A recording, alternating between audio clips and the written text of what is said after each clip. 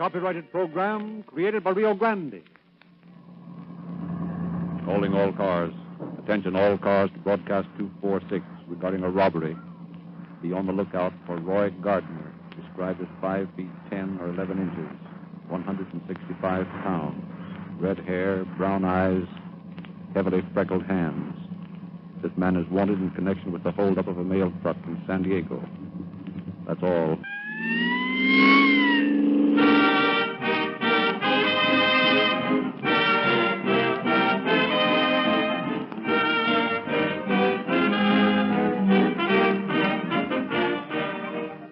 Practical endorsement of Rio Grande Crack by the men who drive your police cars, fire engines, and ambulances is the highest recommendation ever given a gasoline in endorsement. Eagerly sought by many, voluntarily given to one, Rio Grande Crack. For with numerous brands to choose from, a predominant number of your city, county, California, state, and federal government heads gave this better gasoline the call until today. More vitally important emergency automotive equipment is powered by Rio Grande Crack wherever it is sold than any other brand. Equally significant is the continued loyalty of tens of thousands of individual motorists like yourself to this maximum power, quicker on the takeoff, more miles in a tank full gasoline. Rio Grande appreciates your patronage, commends your good judgment, and says to those who have yet to experience real honest-to-goodness police car performance, begin getting yours tomorrow by dropping around at the nearest red and white station and filling up with Rio Grande Cracked, the most favored public-serving gasoline in the West.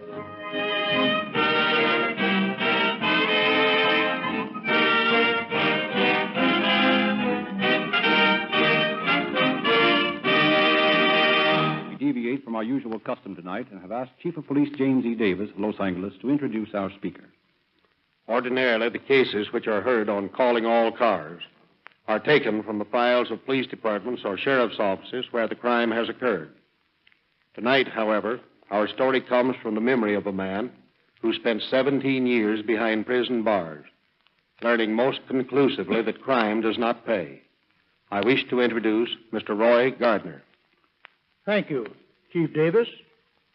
My purpose in coming here tonight is to bear witness to the statement the Chief just made regarding the unprofitableness of a life of crime. I have, during my career, faced prison sentences totaling 75 years, and in all my escapades, I received less than $1,000. A man who is mentally able to analyze his problems never gets into prison. It's not smart to commit a crime. It's just plain ignorant. Peace officers are trained to analyze all the angles of crime, and they are men of superior intelligence. I have served time in San Quentin, Leavenworth, Atlanta, and Alcatraz, and I know what I'm talking about when I say that the most trying time of a man's life is when he is attempting to beat the law. I spent 17 years learning that crime does not pay.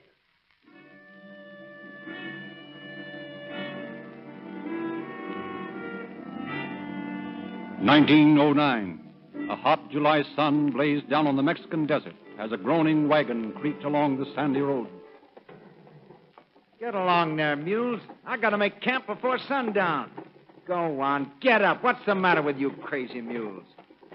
Uh-oh, soldiers. Senor, what are you carrying in your wagon? Why, amigos, I'm surprised you don't know me. There are guns in my wagon. Ah, is that so, senor? And who are the guns for? They're for General de la Huerta. Is that so? Americanos should know that the government does not need guns. But I tell you that You are telling me nothing, senor. Get down off that wagon. The soldiers will escort you to Hermosillo.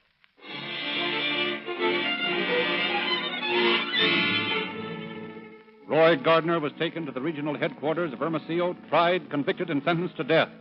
He was thrown into a stagnant, rat-infested cell with 3 other Americans. This will be your home, senor, for the next week. Yeah? And then what? And, my friend, we will shoot you. And the 3 dogs who are your cellmates, too. It's hot. Sit down and cool off, hothead. Who are you? I'm Doc Campbell. That's Jim Bruce in the top bunk asleep. That other fellow's Earl Wright. You can see him when your eyes get a little more accustomed to the gloomy condition of our living room. What are you fellows doing here? We tried to run a few guns. Yeah, me too. But I get out in a week. Is that so? Oh, that's good. It's bad. I get shot. Congratulations. So do we. Well, why don't you get out of this mud pie jail? What's the use? We haven't anywhere to go. Besides, it's hot outside. Hey, what are you fumbling with that door for? Have you taken a look at this door lately? Lots of times. Look, this wood is old and crumbling. Well, we can cut our way out of here in no time. What about the guards? I can handle them. Are you with me? Sure. What about the other two? They'll come all right. But, what are you going to use to cut the wood? My belt buckle.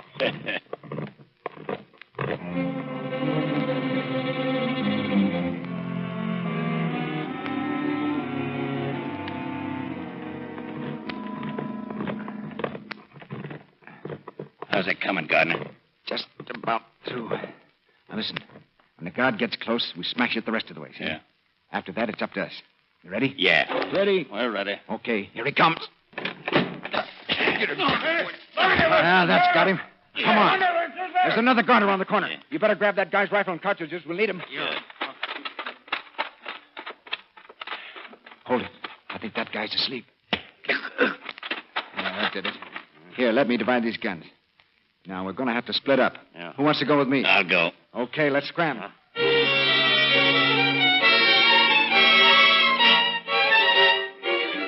Thus, for the first and last time, Roy Gardner had a partner in his just with death. A full week later, he staggered across the border at Naco, Arizona, delirious, emaciated, crazed with thirst. Our scene shifts now to Christmas Eve in 1910 on crowded Market Street in San Francisco. Let me see some of those diamonds that you got in that tray there, the unmounted ones. This would be a pleasure. About what size stone were you looking for? It doesn't matter. I'll take them all. No, you don't. Put those diamonds down. Stop that man. Stop, thief. Stop. In spite of the fact that the property which you stole was recovered in its entirety and you did not profit to any extent from your crime, there was nevertheless an intent to commit a felony. And you did, as a matter of fact, commit this felony. Therefore, I sentence you to San Quentin Penitentiary for a term of not less than 1 nor more than 10 years. It is June 1912 in San Quentin Prison. Murphy! Hey, Murphy! Get your rifle and help Callahan out of that north gate. Bates! Tell the guards in the south cell to block. Turn the water on those bugs. Gardner! Get out of here before I shoot you. Come on. Get back to your cell. Oh, no, you don't. Stay where you are, Gardner. We're going to take this precious captain of the guard and string him up. Drop your gun cover. Hey, you can't get away with this, Spike. You guys haven't got a chance. Oh, is that so? You keep out of this, Gardner. We'll slug you. Come on, copper, get started. Ah, you crazy cap. They'll shoot you the minute you step out that door. Oh, no, they won't. Because you're going to be in front of me. Don't dodge, Spike. I tell you to keep out of this, Gardner. Give me that. All right, you guys, I've got the gun now. Now get back, all of you. You're all friends of mine, and I'm not going to stand by and see you commit murder. This kind of stuff won't get you anywhere. Good work, Gardner. I'll take over now. I got the bracelets on Spike. Is she hurt? No, not bad. Just a goose egg on his jaw. How about you? Where'd he shoot you? Well, I'll be all right.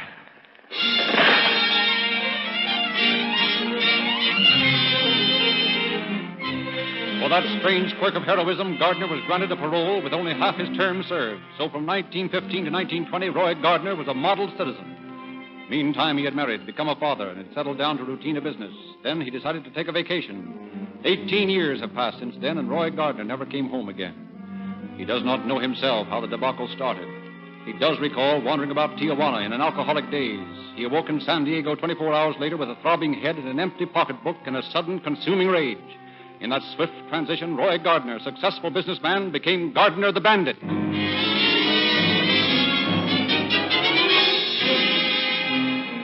On the afternoon of April 27th, Roy Gardner stood near the registry window of the San Diego post office. He saw a bank clerk deposit 2 heavy packages. He heard the messenger say, "Here's $50,000, Joe. It's got to be in Los Angeles tonight." Just before train time, Roy Gardner slipped into a dark alley behind the post office and finally located the truck carrying the registered mail. He waited until it crawled slowly through the alley and made a flying leap for the rear end and hung on as it sped down the dimly lit street. Pull over to the curb, buddy. Now listen, stranger. Never mind that talk. This isn't a cap pistol in your back. Pull over. Now, which of these sacks holds the registered stuff? I don't know, mister. I don't know what they gave me tonight. Oh, you don't, eh? Buddy, I'll give you just about 2 seconds to tell me. If you don't, I'm going to plug you and throw you off the truck and take the whole works. All right. It's in the 4 sacks you're standing on. Now you're talking, buddy. I'll just rip them open and take what's in them. You'll get a nice fancy rap for this, fella. Well, don't let it worry you, mister.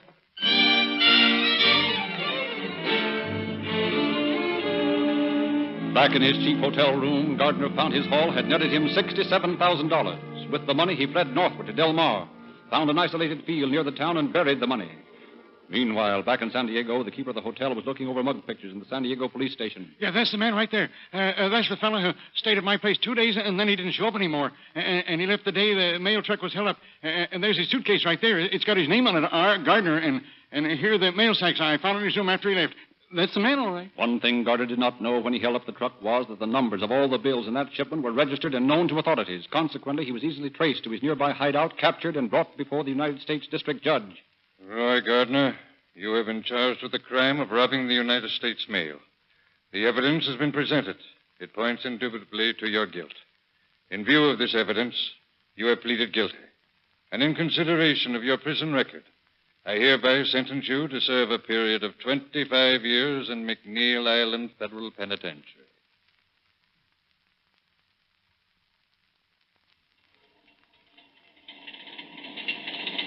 Well, Kavanaugh, how do you like this scenery? I like it all right. How about you, Haig? It's okay. Say, where are all those deer we were supposed to see up here in Oregon? Oh, they'll come along. You know, I'd think you guys would be a little worried about me getting away. Why should we? You're pretty well handcuffed and tied up. And it's a cinch you're not going to jump off the train that way. Tell me something, Gardner. What's the big idea of pulling tricks like you did? Oh, I don't know. I just decided on the spur of the moment that I was going to take that money. Yeah? Who'd you have helping you? Nobody. What was the idea of burying the gun with the money? Didn't want to run the risk of hurting anybody. I'll bet that truck driver would have been glad to know that. Take my advice, Gardner. Next time you rob the mail, don't steal bank shipments. The serial numbers are always registered. I found that out. Say, look at that big deer out there in the meadow. Deer? Where? Let me see. Okay, gentlemen, it's my turn for a while. Huh? Now, take your keys, Mr. Kavanaugh, and get these bracelets off my wrist. What's this? You better do it. He's got my gun. Make it snappy, Kavanaugh. You're making a big mistake, Roy. Yeah, it was 25 years to do. You've got to do it sometime. Well, maybe so, but not now. Now, we'll just put these cuffs on you two, gentlemen. Now, Mr. Kavanaugh, I'll take your gun and your money. I'll need traveling expenses, you know. You'll regret this, Gardner. Oh, I don't think so. Well, looks like we're coming into Portland. I'll be seeing you, gentlemen. So long, Kavanaugh. Give my regards to the warden.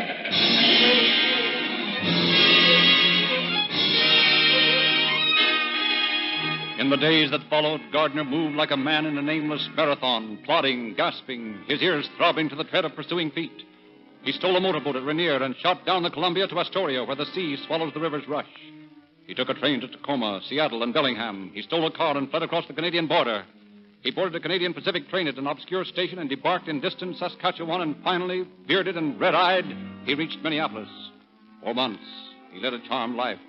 Then the haunting memory of his wife and child dulled his wits, and there was born a nostalgia that could not cope with caution.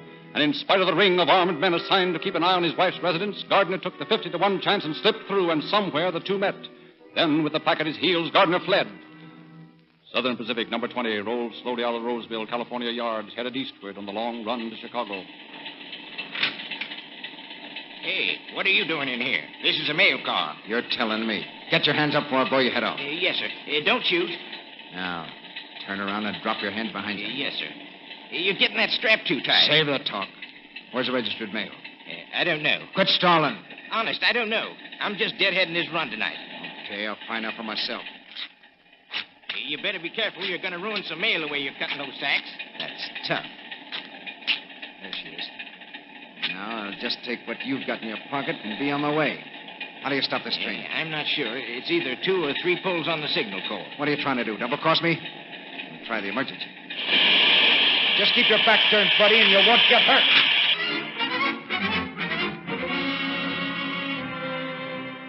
But Roy Gardner was not fated to profit from that robbery. Next morning, a quickly formed posse found the stolen mail pouch with its $175,000 intact.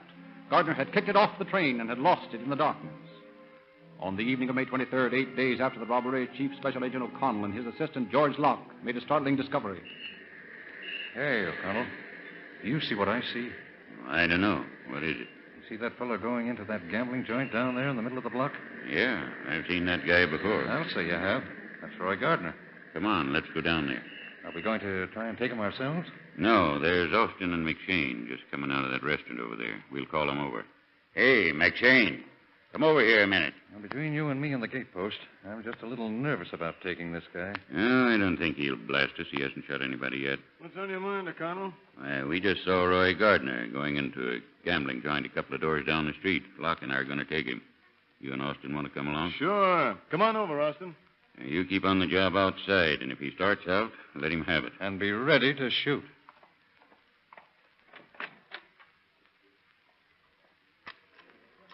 Well, that's nice work, boys. A couple more hands like that, and I'll be sitting pretty. Don't move, Gardner. Hey, what's coming off here? We're raising your ante. We're going to call you. Get on your feet and don't make any false moves, or you're going to get hurt. Okay, partner. You don't have to jam that gun in my neck so hard.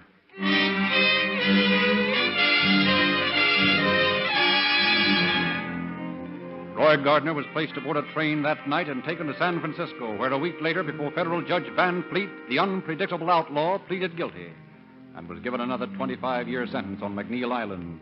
Loaded down with an Oregon boot and fairly clanking with chains, Gardner started his northward journey in the company of Deputy United States Marshals Thomas Mulhall and D.W. Wrinkle. Look, Mulhall, these handcuffs are too tight. So what? I want them tight. Someday I'm going to blast you. That's what all you guys say. Well, you're not fooling with a kid now, Mulhall. I've got 50 years staring me in the face, and if you think I'm going to do it, you're nuts. What are you going to do about it? If I get my wrists out of these handcuffs, I'll show you what I'll do. Yeah, but you're not going to get your wrist out of those handcuffs. Okay, skip it. What time is it? It's 7:30. What do you care? You're not going anywhere. Maybe not.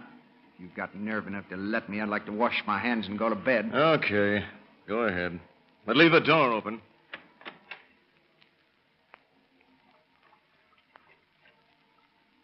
Okay, smart guy, get your mitts up.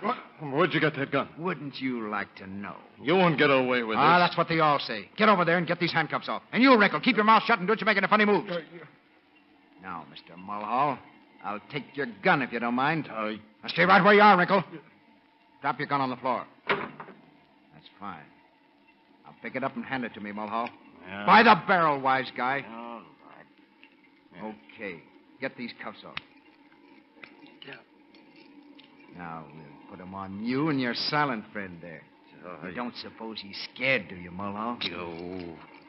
Now, we'll just equip our Mr. Mulhall with this Oregon boot. I ought to kick your teeth out.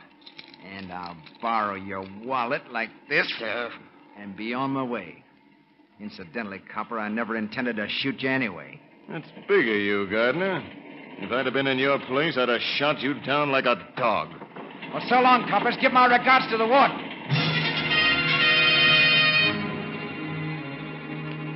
In San Francisco, investigation was immediately launched to learn how Gardner had smuggled the gun aboard the train. It was found that he had been searched 3 times, and to this day, no one knows how he accomplished that sleight of hand trick. The news of his escape was flashed over telegraph wires, and the entire Pacific Northwest was turned overnight into a vast hunting ground. Gardner's movements for the next 48 hours were the hysterical antics of an animal in a trap. Finally, taking a gamble through sheer desperation, he swung aboard an outgoing freight train near Castle Rock. At last, reached Centralia, Washington, made his way to a small hotel, registered as Dale Patton. But again, a suspicious innkeeper was his downfall.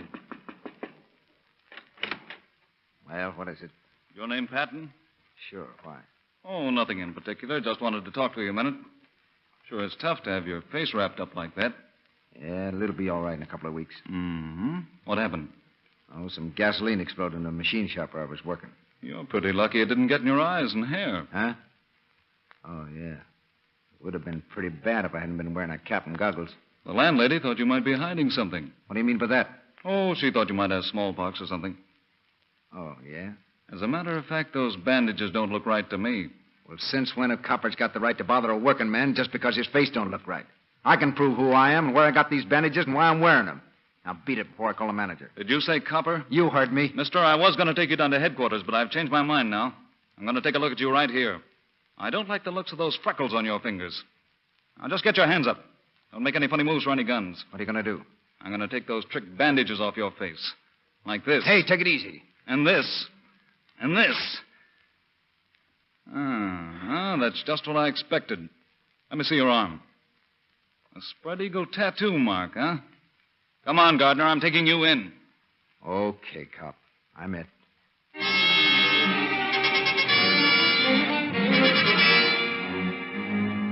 Thus, after long months of matching wits with the law, Roy Gardner reached that cold, windswept St. Helena, McNeil Island.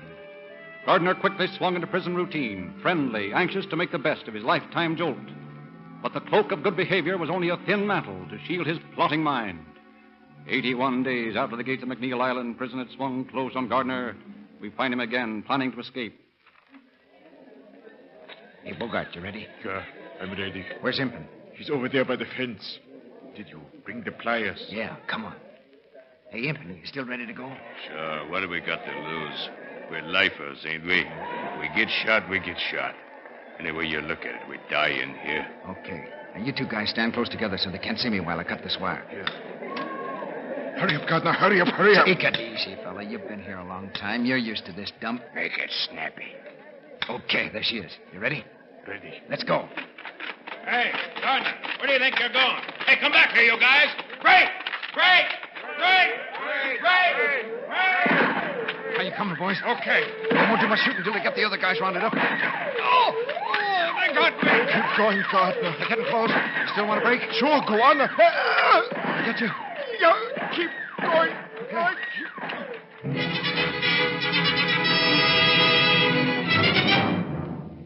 4 hours later, as the gathering darkness swept over McNeil Island, guards tore the thickets with searchlights, but found no trace of the missing Gardner. The search was finally abandoned. Gardner had escaped again. Under a pall of lowering smoke from a fire started to rout him out of hiding, Gardner had crept back through the hole in the fence and for 6 interminable days lay hidden in the loft of the prison barn. Then, one night, as the fog swirled and eddied across the bleak island, Gardner made his halting way to the coast. Plunging into the icy water, Puget Sound drifted with the tide toward the mainland 2 miles away. Then, one morning in the office of the San Francisco Bulletin, the managing editor received a letter. Hey, Bill, come here a minute. Okay, just a minute. Don't give me any of that just a minute stuff. Get over here. All right. Keep your shirt on. After all, we had to get that story out on that movie dame that just hit town. The devil with that. Take a listen to this letter I just got. It's from Roy Gardner. Oh, now look, boss. You're old enough not to fall for such things as that. Shut up and listen. Give me a cigarette. I said shut up. You think it'd kill you to do without one of those things for 10 minutes? Now, here's Gardner's letter. I got shot in each leg before I got to the thicket. I was pretty dizzy and weak from loss of blood, so I crawled under a thick bush behind the fence and covered myself up with leaves. Just a babe in the woods, huh? I stayed there till long after midnight. I could hear the guards beating the brush all around me. When they moved away to another part of the island, I crossed the field to the prison farm barn. I dragged myself up into the haystack and stayed there the rest of the night. Didn't even wait until the cows came home. Oh, shut up. I was desperate to get off McNeil, and I figured I would have to swim across to Fox Island. Believe me, I wouldn't do it again. It was the toughest swim I ever had in my life. I was nearly unconscious by the time I got across. Yeah, if he'd been conscious, he wouldn't have tried it in the first place. Oh, now look, Bill, will you keep quiet? I crawled along the shore, found another barn, and fell asleep there. I stayed on Fox Island for 4 days, milking cows and eating apples. And then I finally got across to the mainland where a friend of mine took care of me till the wounds in my legs were bettered. Who's the friend? That's what we'd like to know. Listen to the rest of the letter. I want you to tell my wife not to worry about me and to tell her that I'm through with crime. I also want to tell the world that I'll make good if they'll only give me a chance. Yeah, I'll bet. A good husky haul out of a mail car. Well, he's enclosed a letter here to the president asking for a chance to go straight. He doesn't want a pardon, he says, just a suspended sentence. Yeah, I bet he does at that. Well, what do you want me to do about this? Slap this thing on the front page. Give it everything you got. As soon as the copy desk gets a head on it, let me see it. I'm going to get me a job in a nice, quiet boiler factory.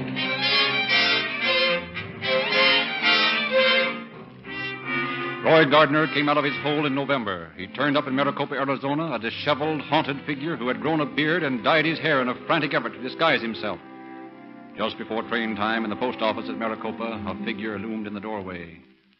Hey, you can't come in here. This is a post office sorting room. You ain't got any business in here. That's what you think, buddy. Reach for the ceiling and keep your mitts up. What do you want? This is a holdup, mister. I want the registered mail, and I want it quick. It's gone to the depot. Oh, no, it hasn't. There won't be a train out of here till morning. Come on, fella, give. Where are those registered pouches? Over there by the door. All right. Put your hands behind you.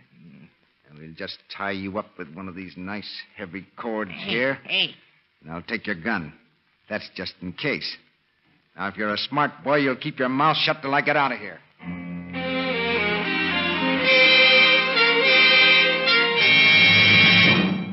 Gardner scuttled out of Maricopa before a posse could be organized, crossed the Gila River, and sought a haven, a little hotel in Phoenix. Perhaps the momentary security dulled the sharpness of his wits. Perhaps he lost sight of the irrefutable law of averages, for he decided to perpetrate another crime in Phoenix.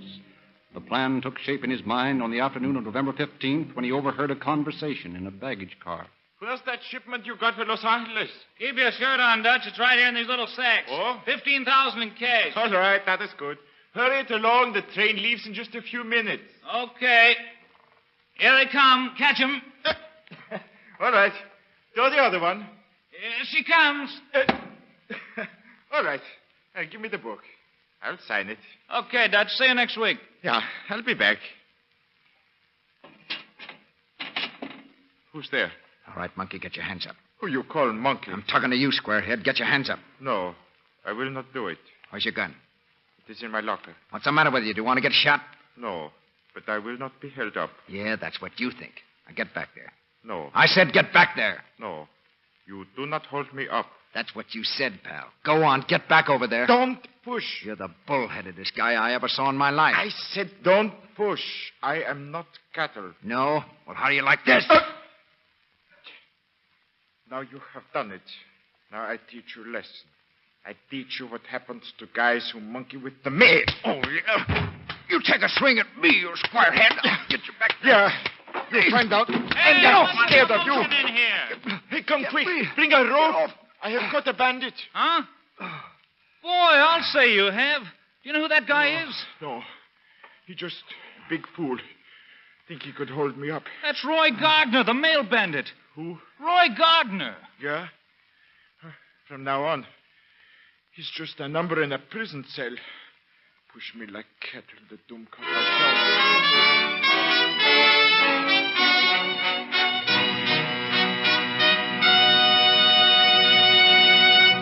In just a moment, Chief Davis will give us concluding facts regarding our program. But first, just a reminder. The right and left bow of the most efficient motoring are those two Rio Grande products, Rio Grande Cracked, the superior gasoline of police car performance, and Aloud, the motor oil that can't break down at any heat, at any speed. The newest and finest motor oil sold in the West. And now, Chief Davis. In spite of efforts to save him, the evidence against Gardner was so conclusive that he again pleaded guilty and received the third 25-year term. Chained and watched like a mad dog, Gardner was taken to Fort Leavenworth. Late in June of this year, Roy Gardner was released after 17 years in prison. An outstanding example of the losing nature of a life of crime. Thank you, Chief Davis.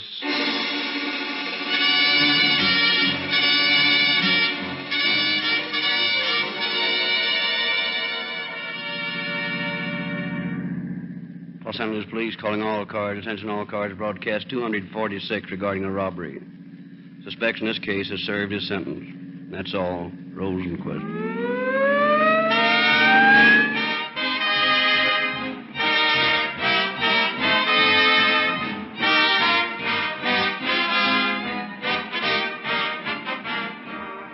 The role of Roy Gardner in tonight's broadcast was played by Mel Ruick.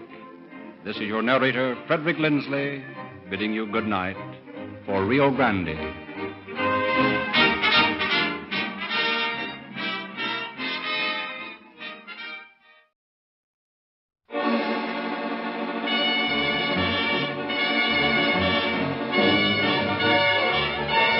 Calling all cars, a copyrighted program created by Rio Grande.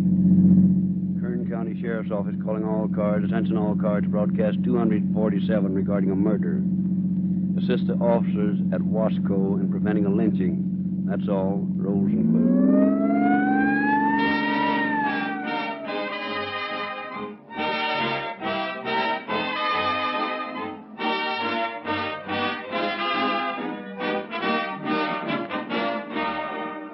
The other day, an acquaintance said, I can easily understand your enthusiasm for Rio Grande Crack, Dr. Lindsley. After all, you are the narrator for Calling All Cars. Well, friends, I'm not ordinarily quick-tempered, but the fellow's insinuations ruffled me so that I snapped back at him. Of course I think Rio Grande Crack is the finest gasoline on the market, but neither you nor anyone else ever has heard me say use Rio Grande Crack merely because I said so.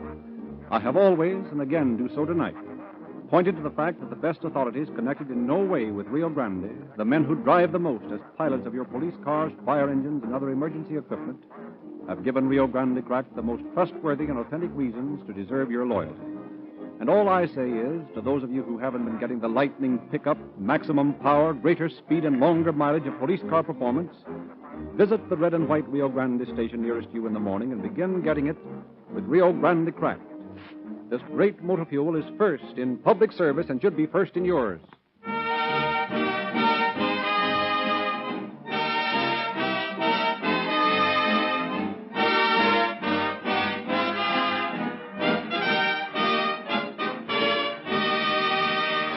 The story we're to hear tonight occurred in the jurisdiction of Sheriff Ed Champness of Kern County, and we are privileged to have Sheriff Champness open our program. There are many organizations in this country that concern themselves with what they have termed the salvation of the modern youth. A great many of them do enormous amounts of good. Many of them, however, content themselves with criticizing other activities, especially radio programs such as Calling All Cars. It is my opinion that programs of this nature do a great deal of good in bringing home the fact that crime is a losing game. I think peace officers throughout the state will agree with me when I say that every form that permits the empathizing of that vital fact is of benefit to the community. The problem of crime among juveniles is one that is causing increasing trouble to peace officers, and we welcome every chance to stress the fact to boys and girls that crime does not pay. Our story tonight will demonstrate again the truth of this statement.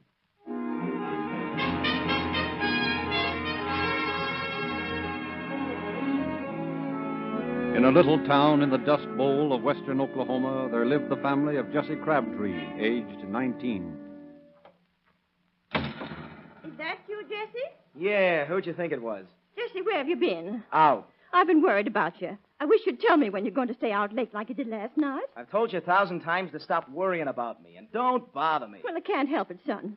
I don't know what I'm going to do about you. You don't have to do nothing. Just leave me alone. Son, why do you talk that way to your mother? Because I'm fed up with your yapping. Did you try to find work yesterday? Yeah, what of it? Well, you're always happier when you're working. You don't get into trouble. Skip it. I'm tired. And if you don't quit belly aching, I won't come home at all. Well, you go lie down, son. I'm going out in the yard to water the flowers. Morning, Mrs. Crabtree. Jesse get home all right last night? Oh, yes, he did. He sure does a lot of running around for a young feller. Yes, I worry a lot about him. I suppose I'm foolish, but Jesse is the oddest boy. He never was one to confide in a person. Even when he was little, I never could reason with him. And when I'd scold him, he'd just act sullen and then go and do the worst things he could to get even with me. Well, you know how it is. Spare the rod and spoil the child. Yes, sometimes I think if I'd whipped him, it might have done some good, but I was always afraid of breaking his spirit. Well, personally, I'd rather have a child with a broken spirit than an ornery one.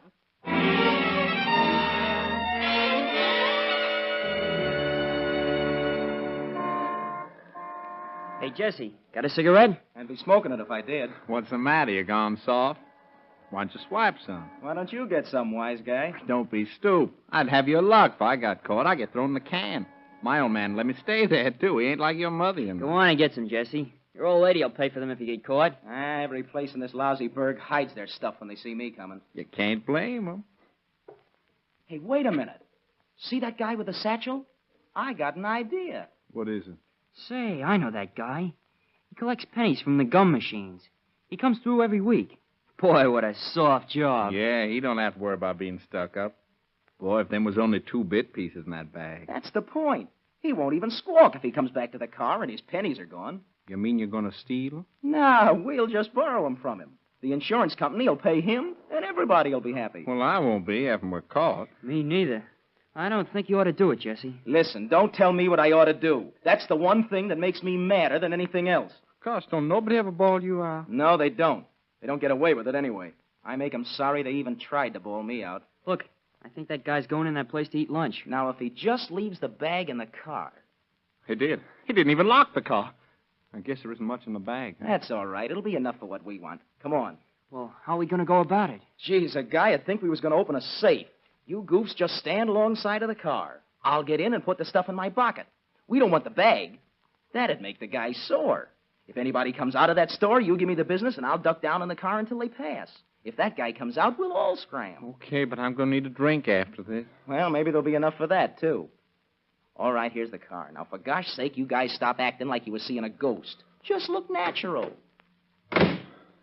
Gee, I feel funny. What will we say if anybody stops and talks to us? Better not take him long. Here comes old man Gregory. What'll we do? Speak to him. He won't stop. Hey, Jesse, duck. Hi, Mr. Gregory. Nice day, ain't it? Sociable guy, ain't he? What do you want him to do? Come over and kiss us? Hey, Jesse, hurry up. I'm getting nervous. You guys make me sick. Come on, let's go. How much you get? You think I'd stop to count it, you dope? Take it easy, will you? I think it was about $3. Swell. Let's get the cigarettes. Here, you get them. They'll wonder where I got the dough if I try to buy them. Oh, no, you don't. If that guy blats around about his pennies being gone, they'll remember I had some. Yeah, they're harder than if there was dollar bills. You guys are yellow. We got to get them changed into silver all at one place. I'll go in here. You guys wait. Well, Jesse. What do you want now? Hi, Mr. Benson. I want some cigarettes. Well, have you got the money? You know, your mother told me not to let you charge anything.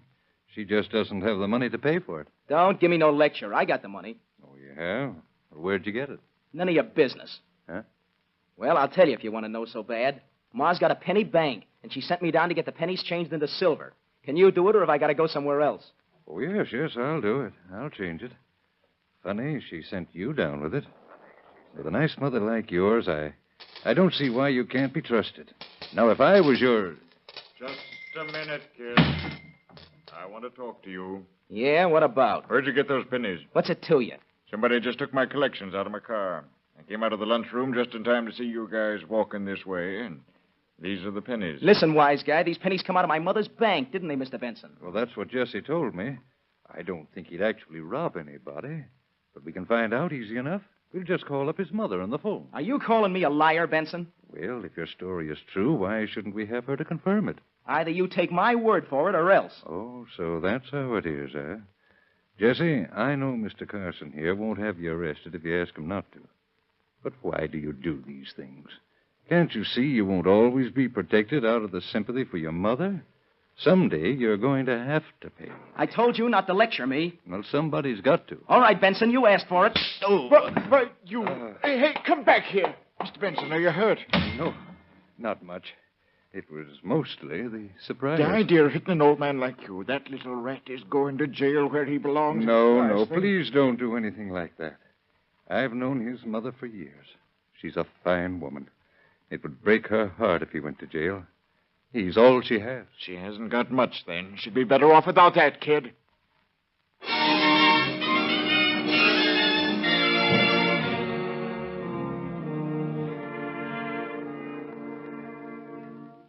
Is Mr. Benson going to bring charges against Jesse, Mrs. Crabtree? Oh, Carl Benson wouldn't think of doing anything like that. He realizes Jesse's young and doesn't know any better. Doesn't know any better than to hit an old man? Well, I've warned Carl not to take Jesse to task. I told him time and again that Jesse's temperament just won't stand for it. I don't know what it was all about, but he must have aggravated Jesse, or he never would have done such a thing. Well, I know what it was all about, and I think you ought to. After all, there are two sides to every story. Well, that's just it. People are always ready to say the worst about a boy that's full of spirit. Jesse has to have someone to take his side. I'm sure he'll settle down when he finds work again. But nobody will hire him until he does settle down. I suppose everybody is prejudiced against him. Well, it'll all be different soon. I'm going to take Jesse to California. California? Yes, I have a chance to go in partnership with a friend who runs a little restaurant in Wascow. It's just another small town, but it's far enough away from Oklahoma for Jesse to get a fresh start. Well, I just hope it's not too fresh.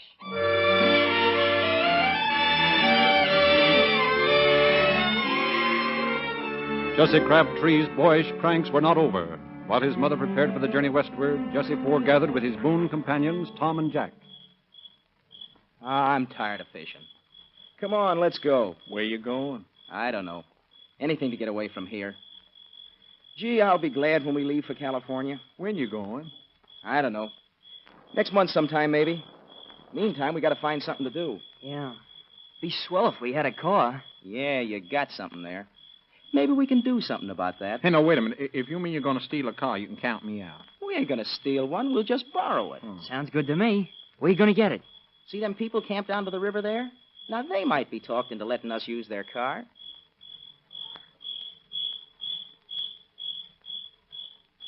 Hey, mister, we got to borrow your car for a few minutes. It's an emergency. What do you mean, an emergency? We got to go someplace, and we ain't got time to answer questions. The key's in the car, Jesse. You guys get in. I'll handle this. Hey, wait a minute. What's all this about? I told you, mister, so don't get tough about it. I ain't meaning to fix flats with this tire iron. Hey, listen, you kids can't get away with this. Oh, don't argue with them, Joe. Let's go call the police. Keep your trap shut, sister. Don't you kids realize the jam you'll get into over this? What'll your parents say if Listen, they... guy, don't try to bawl me out. That's just what you need, a good bawling out. I told you to shut up. Put that iron down. Oh, you've killed him. You've killed him. Shut up. I ain't hurt him much. Oh, you've killed him. I told you to shut up. Am I going to have to choke you to make you do it? Well, that'll take care of her. Come on, let's get out of here. Well, boys, how do you like the car I borrowed?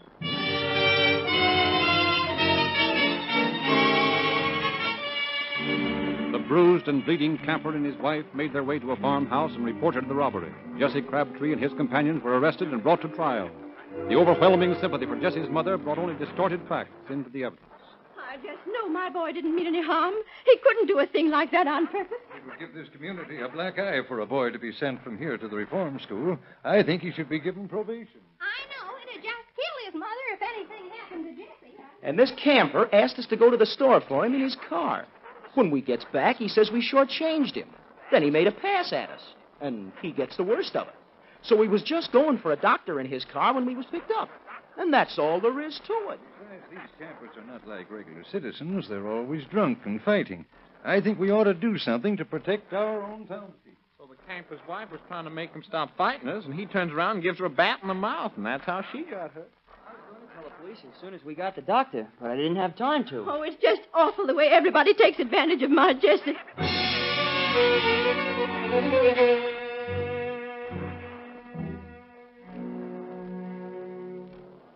There has been a great deal of conflicting testimony in this case. Too much of it, in fact. Jesse Crabtree, stand up. I'm going to give you what I think you need more than a sentence. I'm going to talk to you like a father. Skip it. What's that, young man? I said skip it. If you think I'm not guilty, turn me loose. If I had a father, he wouldn't give me no lectures. I don't need them. Jesse, your attitude is your principal offense. I warn you that someday it'll get you in serious trouble. I won't antagonize you because I think you can be helped. Therefore, I release you on probation in the custody of your mother.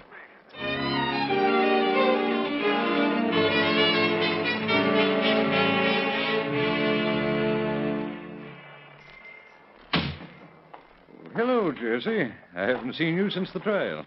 I hope your narrow escape taught you a lesson. Yes, it did, Mr. Benson. That's why I came down to see you. Well, that's fine, Jesse. Now, if there's anything I can do, I'll be glad to, for your mother's sake and yours, too. There sure is something you can do. You see, I've decided to get a job and help Mother until we go to California. Oh, splendid, splendid. I can't furnish a bond, but I'll be glad to recommend you. Oh, you won't have to do anything like that. Oh, I guess everyone in town knows you anyway. Yeah, that's the catch. And that's where you come in. What do you mean? Well, you can give me the job. Oh, but Jesse, that's out of the question. There's not even enough work here for me. Oh, that won't matter. I won't be here much, and you won't have to pay me much money. Well, I don't know what you're getting at, but it's utterly impossible. How old are you, Mr. Benson? Huh? Why, I'm 50 years old. Boy, I'll bet you were a wow with the ladies in your day. What are you driving at, Jesse? Well, I just got to wondering the other day why your wife should still be so jealous. If you haven't got anything else to talk about, I've got work to do. You and Mother have been pretty good friends, haven't you? Oh, go on. It's funny. You never know how sly somebody is until you get to thinking about them. Huh? I've got to take my hat off to you. Your old lady would, too, if I told her what I know. It would knock her head off. I've always believed that in every human being, no matter how low, there was some spark of decency. But I don't believe that any longer. Now, don't get all heated up. All I'm asking for is a few lousy bucks a week for a few weeks. Why, with a perfect setup like that, I'm letting you off easy. I'm being noble. Did you honestly think for a minute I'd pay you because of the threat of a rotten lie like that? Sure, you're going to pay me. Now, let's be reasonable. As man to man, you and I know it's not true. I wouldn't think of saying such a thing about my mother, unless I had to. No one would believe such a thing. Certainly not coming from her own... From her own son? That's just what would make it a cinch. You know how this town loves scandal.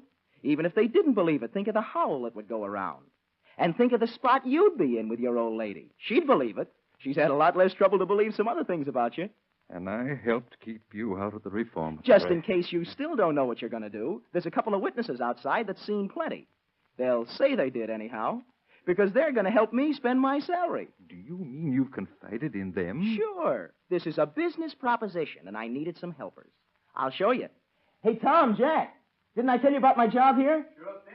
Surest thing you've done yet. Now, look, Mr. Benson, it'll be a lot easier to pay off for a few weeks than to have a few years of grief. And I mean grief, because I've got a few other gags up my sleeve that I haven't told you about. Now, what is it? Play ball or else? You will bring shame and disgrace to your mother soon enough. If you're vicious enough to think of such a thing, you're capable of doing it. I'll pay you, not because I'm afraid for myself, but out of the deepest sympathy for your mother. Now you're talking. We're going to get along swell, and I know you're going to hate to see me leave. I'll appreciate it if you'll stay out of my sight. How much am I going to be robbed of? Don't get me wrong. I'm not a bad guy. Just lucky.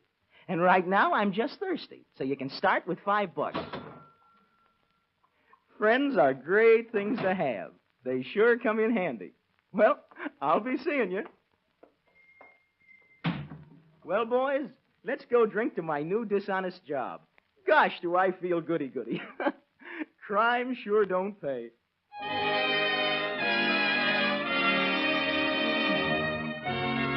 Jesse Crabtree drank continuously and stayed away from home for days at a time. In answer to his mother's questions as to the source of his funds, he was evasive as usual. Then on the night before their departure for California... Hey, Tom. Yeah? I got a couple of pints. Let's get your old man's car and wind things up right. Oh, he never leaves the keys at home when he goes away. Well, Jack here can fix the ignition, can't you, Jack? Sure. Let's get it. Okay.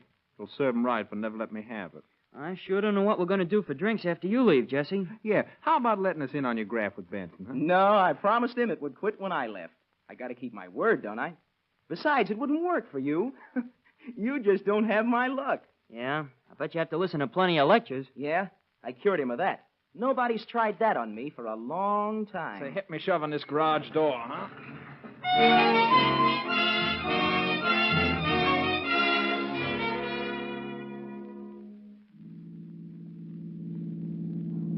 Boy, this is something. 55 miles an hour and we still got the brake on. Why don't you take her off and let's see if she'll do 90. Hey, you better slow down. I can't even see. Just can't take it.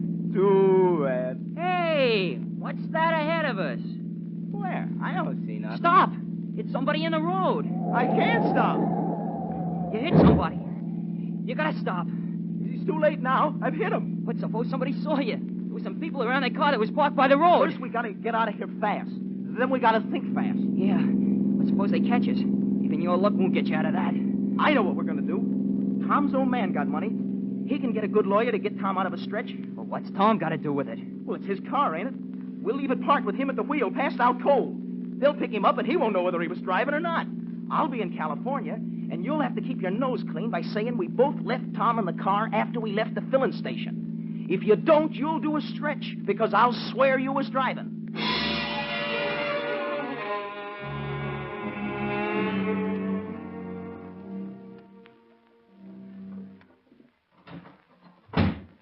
Hey, Mom, get your stuff together quick. We got to start for California tonight instead of tomorrow. Yes, but why? Oh, Jesse, you've been drinking again. Don't start yowling. If we don't get out tonight, I'll go to jail. Oh, Jesse, what have you done now? This is terrible. Listen, it wasn't my fault. Tom was driving and we hit somebody. But I'll get dragged into it if we don't get out of here. They'll blame it on me. I'm always the goat. You know that. Yes, I know. But I told you not to associate with such bad boys. Now, this is what comes of it. Oh, I do hope when we get to California you'll be more careful who you go around with. Yeah, sure I will. But this ain't any time to start preaching. Let's get going. Well, all right, son. But I do want you to promise me that you'll settle down and help me in the cafe. I know you'll be happier there because everyone won't have the wrong opinion of you. I know everything's going to be just wonderful. But Jesse Crabtree did not work in the cafe with his mother. He became a hanger-on around the various pool halls and drinking places of the town. Then, one day in May 1936, he was arrested for drunk driving by Constable Joe English. Pull over! What's the idea of driving a car like that? All right. Just give me a ticket and cut out this speech. You've been drinking. This is serious, young fellow. Let's see your driver's license. Sure. Look at it all day if you want to, but just don't talk. Are you Mrs. Crabtree's son, the woman who runs the cafe? Yeah, what's it to you? Well, I've heard her talk about you, but I never thought I'd see you in this condition. I know she'd feel awful if she saw you this way.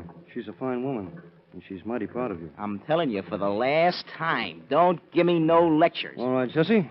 All right. Tell you what I'm going to do. I'm going to forget about your being drunk because I know it would hurt your mother. And I'll see that you get a suspended sentence. Now, go on home, and don't you ever let me catch you like this again. Don't you worry, copper. I won't let you catch me.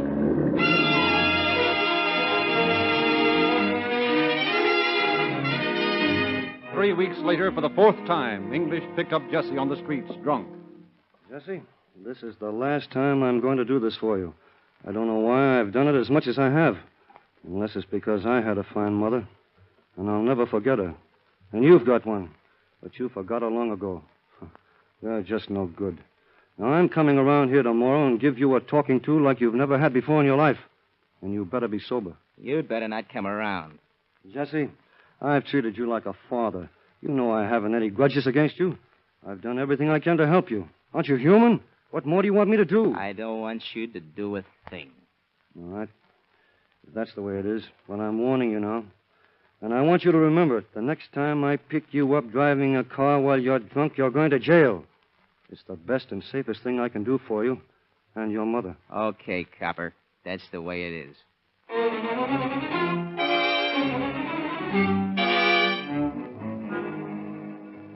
On the afternoon of August 15th, 1936, Jesse bought a pint of whiskey and consumed most of it. He then bought 2 quarts of wine and, loitering around town, consumed the wine at his leisure. Later that evening, he entered into a card game at the Wasco Pool Hall.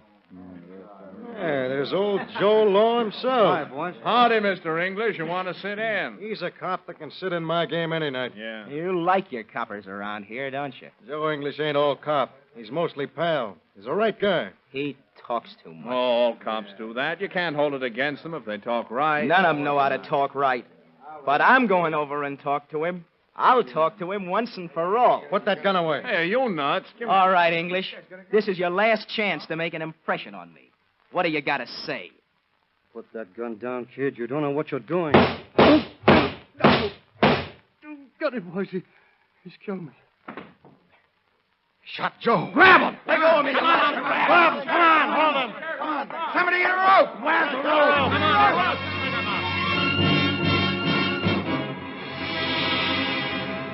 As the mob spirit flared, Jesse Crabtree, for the first time in his life, found himself facing a hostile mob. In the faces of these men, he saw no sympathy for him or his mother. This time, there was no one to say, give him another chance. His unbroken spirit had brought him at last face to face with certain death.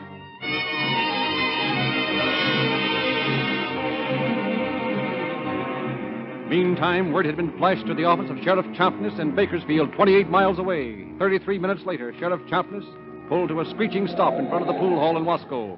With him rode Deputy Jack Farley. You stay here and be ready to get underway as quick as you can. I'm going in and see if I can get that kid out of there. Come on, give me the law. Come on, I got that second rope, Joe. Come on, let me through. We don't need no sheriff here. No, we can take care of this ourselves. Let's string him up. We ain't going to string him up. As soon as we find another piece of rope, we're going to tie him between those cars and drag him apart. Oh, wait a minute, man. Wait a minute. There's no point in doing this. Look here, Champness. You're sheriff of this county, and we like you. But Joe English was our friend, and we liked him. Come on, let's string him. We ain't going to let this sniveling rat get away with shooting him down at cold blood. I didn't mean to attack. I was drunk. I didn't know what I was doing. Yeah, you're drunk most of the time, but you know what you were doing all right. You're going to pay for it. Now, wait a minute, men. Listen to me. Wait a minute. Quiet. Listen a minute, fellas. Most of you men are my friends. I've known you for years. You helped elect me. Now, I told you when I ran for office that I stood for law enforcement, and I meant it. Are any of you dissatisfied with the job I've done? No, but what's that got to do with it? We ain't lynching you, Sheriff. No, and you're not lynching this boy either. There's a law against murder in this state. Doesn't make any difference whether it's one man or 50 that does the killing. It's still murder, and it's still against the law. I told you I was for law enforcement, and I'm going to enforce this one. You can keep me from taking this boy, but you can't keep me from doing my duty.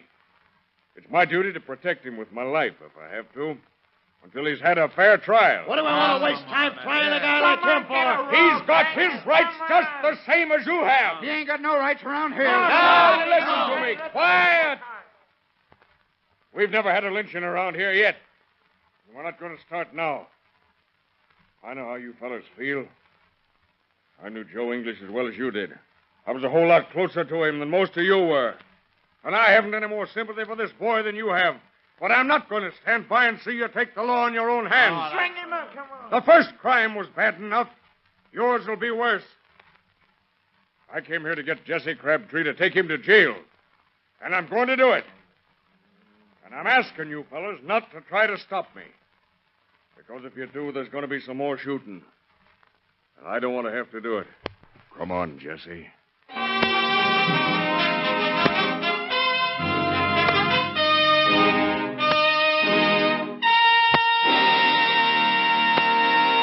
In just a moment, Sheriff Champness will give us concluding facts regarding our program. But before presenting him, friends, I'd like to say that the popularity of police car performance, Rio Grande cracked gasoline, and can't break down Aloud motor oil is due to the actual tests of thousands who have tried these two superior products and thus become the friends and customers of Rio Grande for life. They are the finest petroleum products you can buy. And now, Sheriff Champness. On August the 28th, Jesse Woodrow Crabtree was brought to trial in the Superior Court of the County of Kern.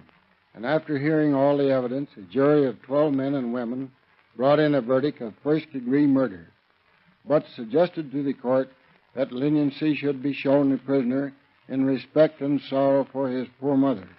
The court sentenced Crabtree to life imprisonment in the San Quentin Penitentiary for one of the most atrocious and brutal crimes committed in Kern County. It might be added that the jury in their recommendation of leniency did not suggest any compensation for the great loss suffered by Mrs. Joe English or her daughter. Thank you, Sheriff Champness.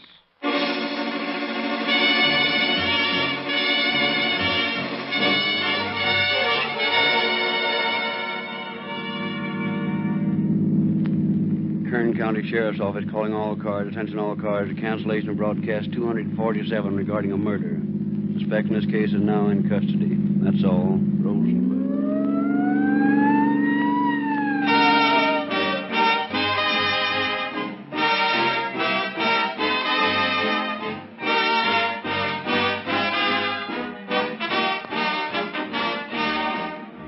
This is your narrator, Frederick Lindsley, bidding you good night for Rio Grande.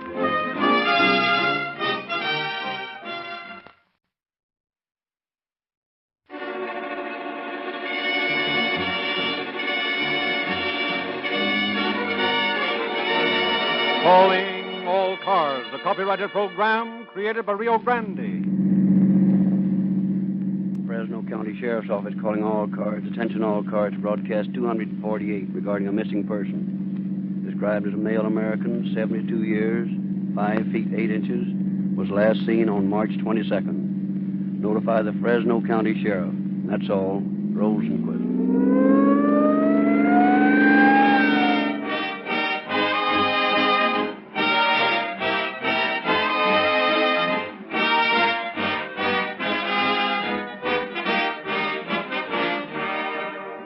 I believe it's true, friends, that you get out of an automobile just about what you put into it.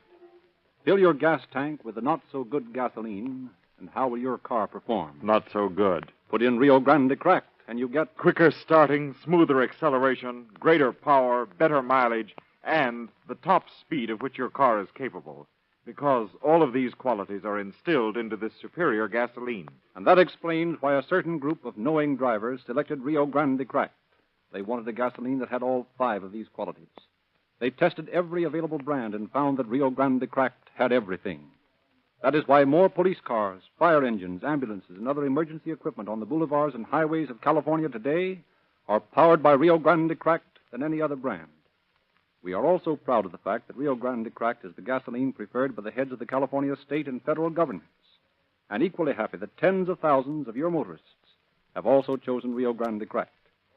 If you've not done so, drop around at the red and white Rio Grande station in your neighborhood tomorrow and join the rest of us in getting police car performance with Rio Grande Cracked, the gasoline of the people and for the people, the most highly recommended gasoline sold in the West. The story we're to hear tonight has been taken from the confidential records on file in the office of Sheriff George Overholt of Fresno County. We have therefore asked Sheriff Overholt to prepare a foreword for our program. Circumstantial evidence is something that the average person has classified as an undesirable thing. Many have been led to believe that circumstantial evidence should not be used to convict a man of a felony. However, consider for a moment the many and varied stories that have been told in court by eyewitnesses to a crime, and contrast those stories with the indisputable evidence of physical facts. It is significant that in the state of California, the death penalty has been assessed only twice on the basis of circumstantial evidence, and both those cases have come from Fresno County. Tonight's story is one of them, and although this case is still on appeal, there is little doubt but that the judgment of the trial court will be upheld. However, I shall reserve additional comment for the end of the program.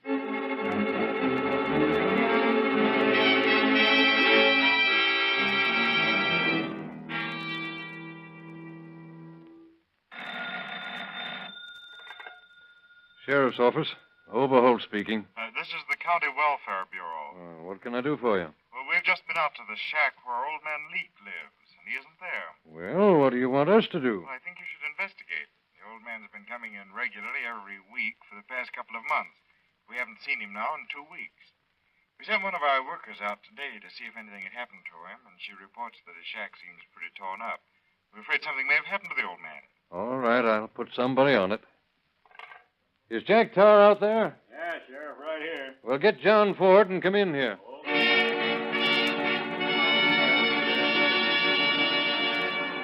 Deputy Ford and Tarr made an inspection of the missing man's cabin, but found nothing to arouse their suspicions. They returned to the office to report their findings to Overholt.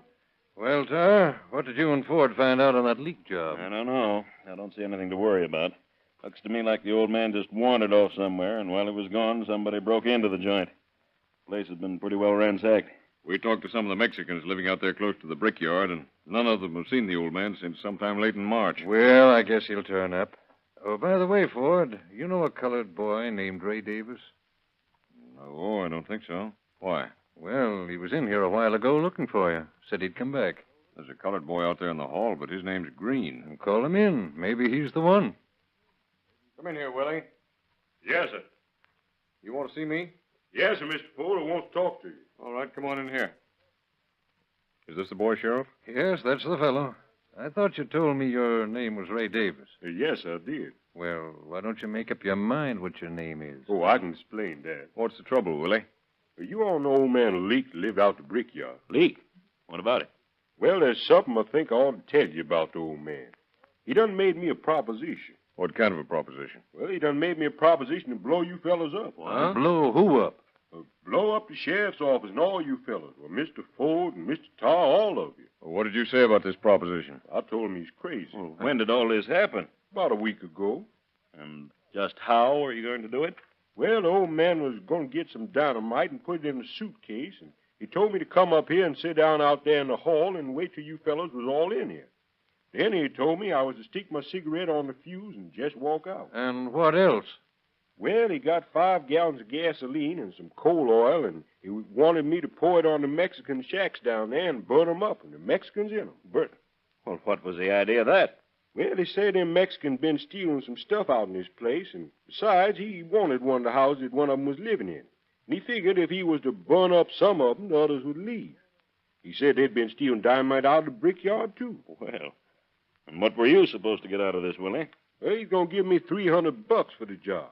Give me $100. Oh, he gave you $100? Where'd he get $100? Oh, he had lots of money. Took it out of the bank. When? Oh, a long time ago. Last year sometime, just after you fellas had him in jail here. He said he was going to leave town. Well, why didn't he? He said he wasn't going to leave till he got even with you fellas for arresting him that time when he's carrying them guns. I see. Well, what happened to this dynamite idea? Well, I wasn't going to do it nohow, but I just told him I would. Mm-hmm. And where's the old man now? Don't know for sure, but, well, he said he'd write me a letter from San Francisco. They ain't come yet. Boy, I didn't know it was that late. I got to be getting over to the post office. I got a package coming in. Well, wait a minute, Willie. It's a nice watch you got there. Where'd you get it? Oh, I bought that Waltham when I was in Stockton 2 years ago. Sure is a fine watch, too. Well, this isn't a Waltham. This is a Hamilton watch, Willie.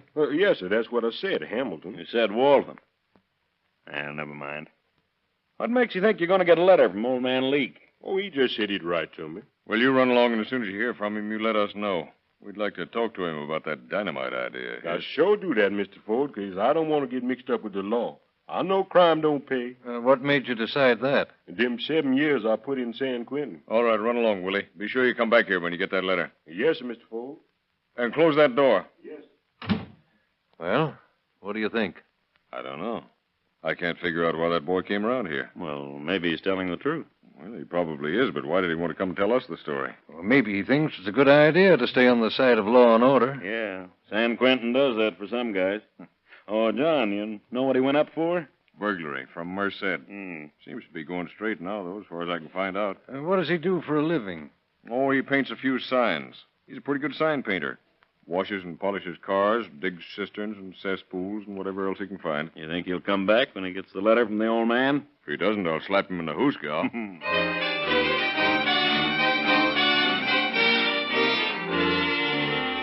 2 days later, on the 31st of March, Green again puts in an appearance at the sheriff's office. Well, Mr. Ford, I got the letter. That's so? Let's see it. Come on in the office. Yes, sir. Willie got his letter, Sheriff. Oh, that's so? Yeah. Now, let me read it. Willie, are you sure Leake wrote this letter? Yes, sir, I'm pretty sure. Why does he call you Ray Davis? Well, that's on account of the other letter in the package. Now, wait a minute. What letter and what package? The letter with the check in it. Maybe you better tell us about that one, Willie. Well, sir, the other day before Mr. Leake left, he called me over and he said to me, Willie, how'd you all like to go in business? What kind of business? Oh, you know, the sign painting business. Go on. Well, he said, here's a $100 bill. Now, you take it and go buy yourself something.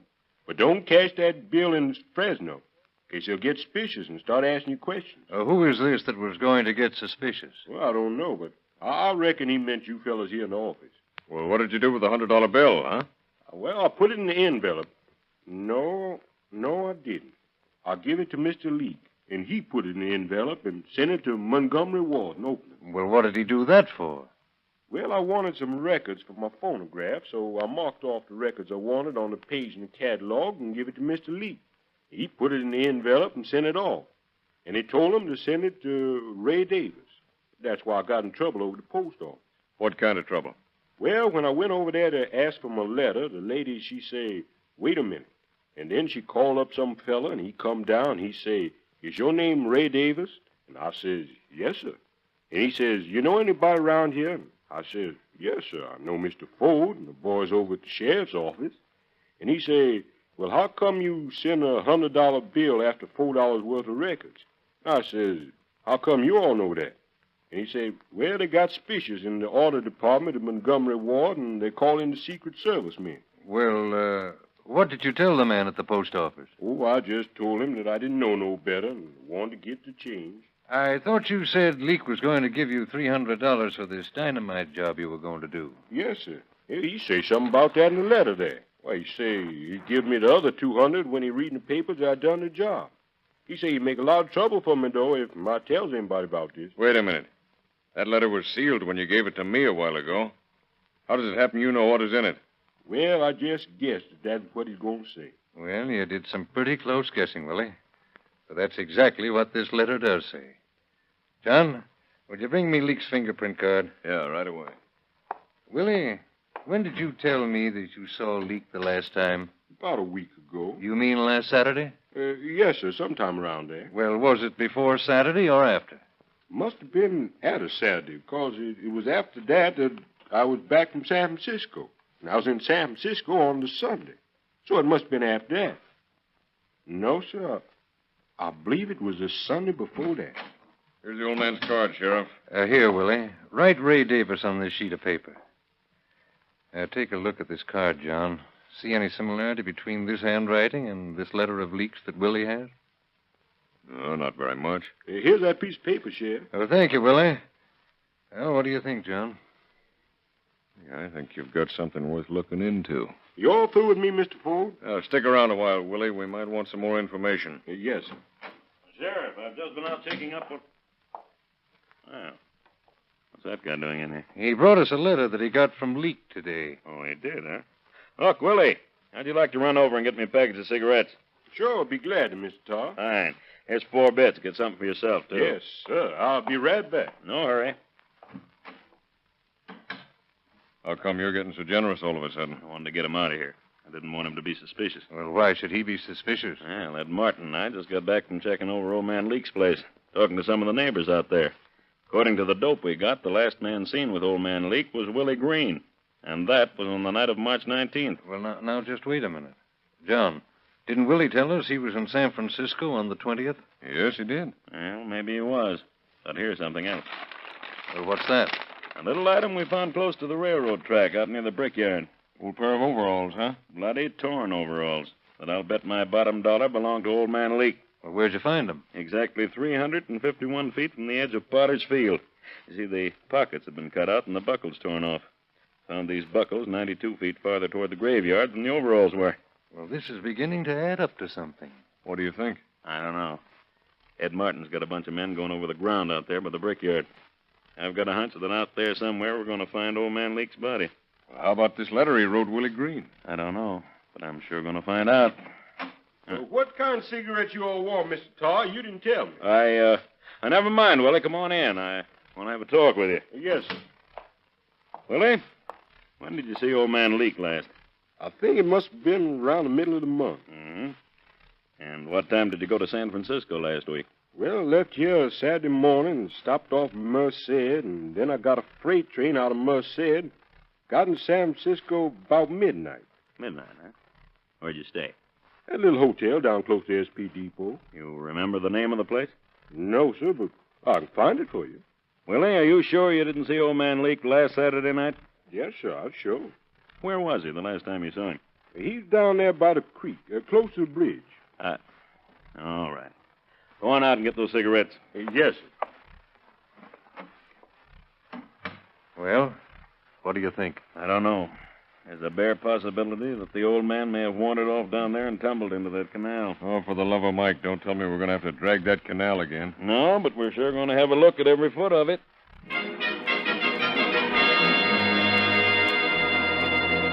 Working on the theory that the missing man may have fallen into the stream or that he might have been killed and his body placed in the water, the officers began a systematic inspection of the canal. Fearful lest grappling hooks might miss or destroy some valuable clue, the officers determined to pump the water from the pit. Hour after hour, the steady throb of the pumps lowered the level of the water. At last, objects on the bottom became visible. In the clear water of the pit, the deputies found their first important lead. Well, boys, what did you find? Plenty. I think we've got pretty good evidence that old man Leak is dead. Oh, that's so? Come on in here, Sheriff. Bill Morton's got the stuff in his laboratory. Oh, John, bring that record card of old man Leak with you. Here's the stuff we got out of the pit, George. Here's a coat, a set of keys, and a pair of glasses. Here's the card, Jack. Oh, thanks. See this right temple on old man Leak's glasses? Yeah, it's got a rubber tube on it, hasn't it? Yeah. It's what the guys that repair radio sets call spaghetti. You see that crooked nose piece? Uh-huh. Now take a look at these glasses we found in the gravel pit. Yeah, they're the same ones, aren't they? Yep. Those are old man Leak's glasses. They took these keys out and tried them in the old man's car. And they fit. So it looks like we've got another murder on our hands. Yep. And no body. Well, maybe not. But we've got an A number 1 suspect. You mean Willie? Yep, Willie Green. Yeah. Mr. Sorry, Huh? you never did tell me what kind of cigarettes you all want. Oh, that's all right, Willie. Come on in. We won't need any cigarettes now. We're going to be busy. Yes, sir. What do it? Finding out why you killed old man Leake and what you did with his body.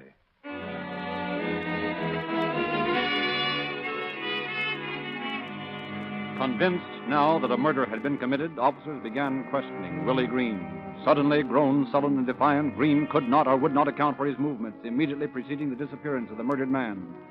Time after time, he changed his story, each time becoming more involved than before. At last, he refused to answer any questions, but carefully worded conversations which the officers held between themselves would from time to time goad him into fresh admissions or denials. He stoutly maintained at all times that Leake was not dead, but was in hiding. Then, on the 4th of April, Sheriff Overholt and his deputies again determined to search the neighborhood of Leake's home. Now, just where have you boys been looking for Leake's body? Well, we figured that if anybody was going to kill a man and bury the body, he'd choose a place that wasn't visible from all points. Well, that's reasonable, all right. So we've been down in the hollow there, close to the Mexican houses, over here in this low place beyond the railroad, and down in that dump heap there. Well, that might work for an ordinary person. What do you mean? Did it ever occur to you that Willie did some pretty clever maneuvering when he came around to us before we knew anything had happened to Leake? Yeah, I thought it was funny at the time. All right. Now, let's assume that he isn't figuring like an ordinary man. Or else that he's just plain foolhardy. Let's go over this ground again. This time, let's look for the high places. Now, according to what we found out before, you boys found some bloodstains down by the railroad track there, didn't you? Yep, that's right. All right. Let's go a little further down the line and see what we can find. All right. Yeah, a guy'd have to be touched in the head to try to bury a body up here. No, I don't think our murderer is touched in the head, Jack. I think he's a very clever man. Well, there have been times when Willie Green showed signs of being clever. We haven't convicted Willie Green of this murder yet, John. Did you boys look under that pile of junk over there? No, we didn't. There's no time like the present. Well, here. Let's move these old fenders. All right. Well, George, this looks like the place, all right. I'm afraid it is. Opposite the 13th grave. Let's get a couple of fellows over here and do a little digging.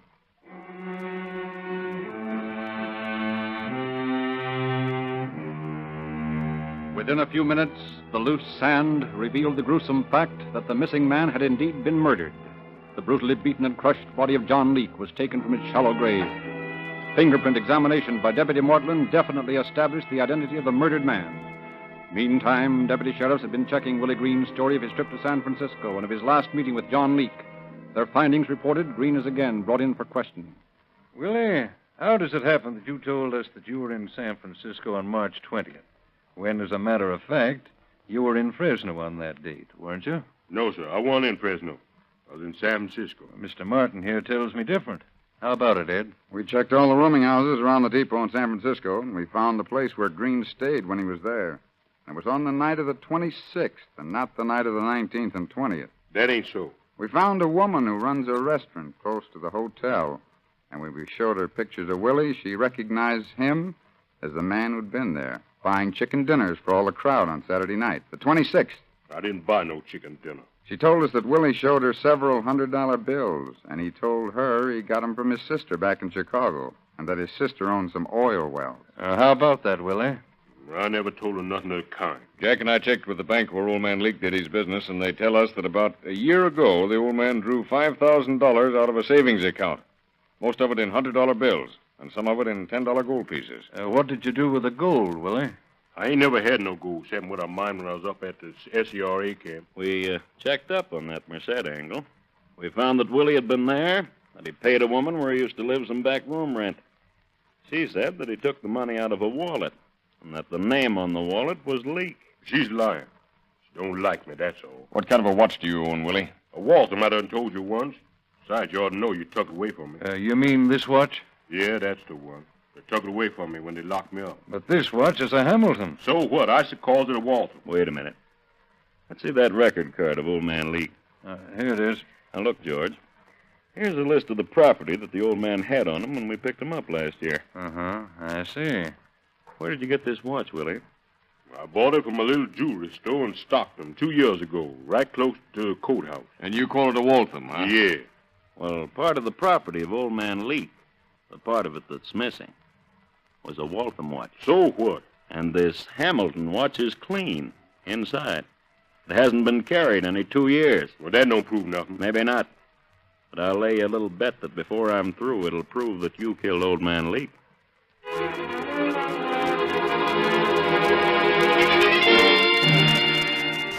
From the file of the previous case involving the murdered man, officers learned that the missing watch had been purchased from a jeweler in Coalinga. Accordingly, they took the watch which Green claimed he had purchased in Stockton to the jeweler for examination. Good morning, Mr. Petty.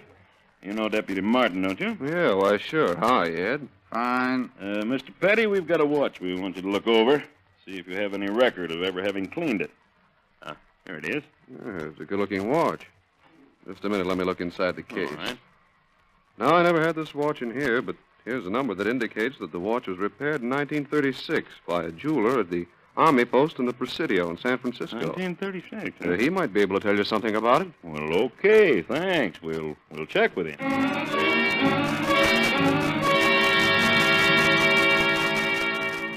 Now, you do repair work for most of the fellas here in the post, don't you? Well, as much of it as I can get. I see.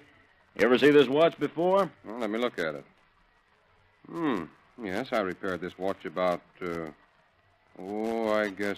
Oh, wait a minute, let me see. In August 1936. Well, fine. Wait a minute, I've got his name right here. Yes, here it is. Joe Gilbert, Company F. Joe Gilbert, huh? You're sure it was 1936? Well, certainly. Here's the date right here. Well, that's fine. Look, can you tell whether that watch was ever repaired in Stockton? Yes, if the repairman put his initial on it. But I don't see anything on it here that indicates that. Okay, thanks. I think we'll go over and see Mr. Gilbert.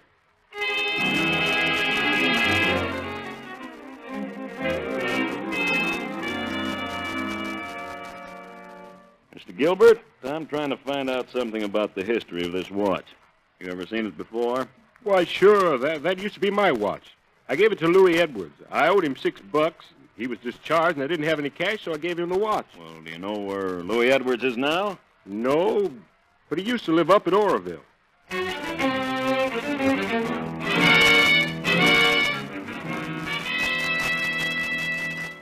Good morning, sir.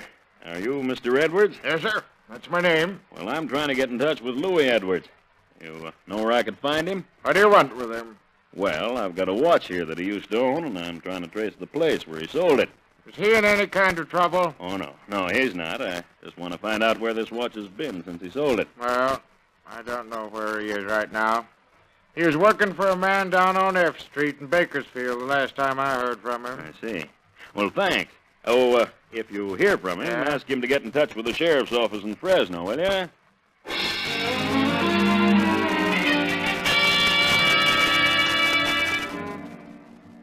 I know. Edwards ain't been here for 3 or 4 months, I guess. He said he was going down to visit a brother of his in Compton.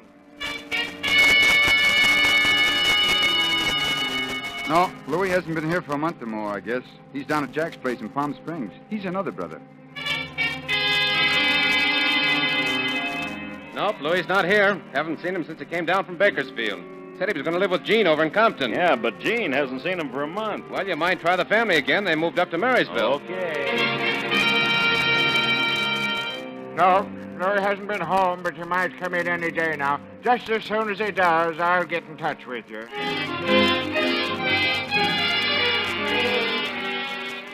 Faced with the seemingly hopeless task of finding the man who had previously owned the watch, Under Sheriff Tarr returned to Fresno. Then, in company with other officers, they attempted to trace the watch through the records of the San Francisco Police Department in the hope that those records might show the purchase by the suspected man. Again, they were faced with the impossible task of checking thousands of records with insufficient information upon which to base their search. Then, one day, from Marysville, word came from Louis Edwards, giving the name and address of a pawn shop in San Francisco where the watch had been sold less than a year before. Immediately, Deputy Martin and Tarr contacted the pawnbroker. Now, look, I've got a watch here that's supposed to have been sold by this shop. Say, weren't you the fellows in here the other day? No, but we've been in every other hock shop in San Francisco. Let me look at that watch. Well, I don't know. It'll take me a long time to check all my records. Well, I have a sneaking suspicion you won't have to look very far, because I believe that this watch was bought here between the 15th of last month and the 1st of this month. All right, let's start looking with March 15th. I think you can get it farther down than that, Jack. We know that Green was in Fresno the night of the 19th. Let's start with the 20th. Okay, the 20th it is. 20th, no Hamilton. 21st, no Hamilton. 22nd, no Hamilton. 23rd, No Hamilton. no Hamilton. None on the 24th. 25th, no. 26th, no. 27th. How about a Waltham? Waltham? What about it? I bought a Waltham on the 27th, and I traded a Hamilton, a 21-jewel watch for it, and got a $10 gold piece in trade. Are you sure of that? Positive. You can see for yourself. I sold this Hamilton watch to a young colored man, weighed about 150 pounds, 5 feet 8 inches, according to the sales slip. Here's his name, Ray Davis. I got a gold-faced Waltham watch and a $10 gold piece. They say, wait a minute. There's no trouble about this watch, is there? Is there? Huh? Oh, no. No, not very much. Just a fella got murdered for it, that's all.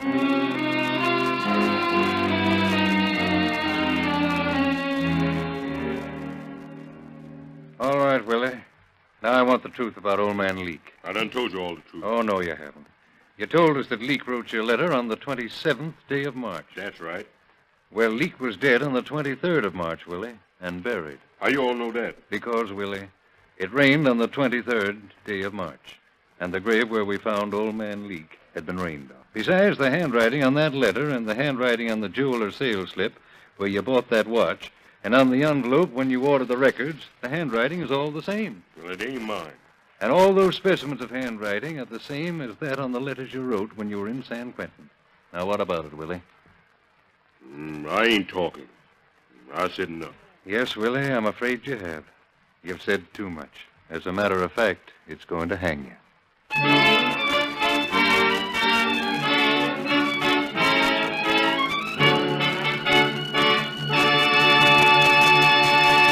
In just a moment, Sheriff Overholt will tell us additional facts regarding tonight's story. But just a reminder, friends, just as you think of police car performance, Rio Grande cracked gasoline, whenever you hear the shrill cry of sirens, will you do this? When you need an oil change, think of Aloud, the stronger, smoother lubricant that can't break down. For Aloud is justly known as the newest and finest motor oil sold in the West. And now, Sheriff Overholt. On purely circumstantial evidence, Willie Green was brought to trial, and in exactly 55 minutes, a jury returned a verdict of guilty. The evidence of the watch was the most conclusive of all, and Green received the death sentence as payment for his crime. Thank you, Sheriff Overholt.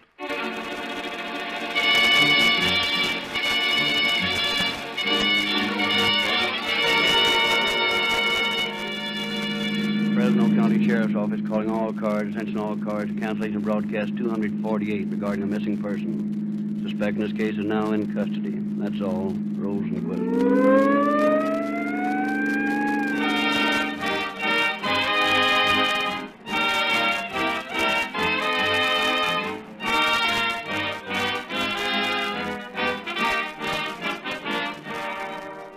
This is your narrator, Frederick Lindsley, bidding you good night for Rio Grande. Hereby sentence you to serve a period of 25 years in McNeil Island Federal Penitentiary.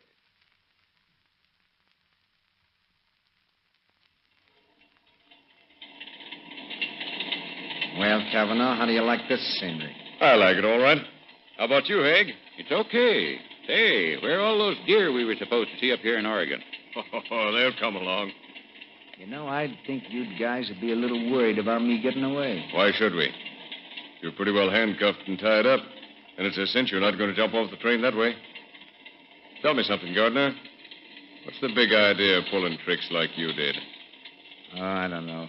I just decided on the spur of the moment that I was going to take that money. Yeah? Who'd you have helping you? Nobody. What was the idea of burying the gun with the money? Didn't want to run the risk of hurting anybody. I'll bet that truck driver would have been glad to know that. Take my advice, Gardner. Next time you rob the mail, don't steal bank shipments. The serial numbers are always registered. I found that out.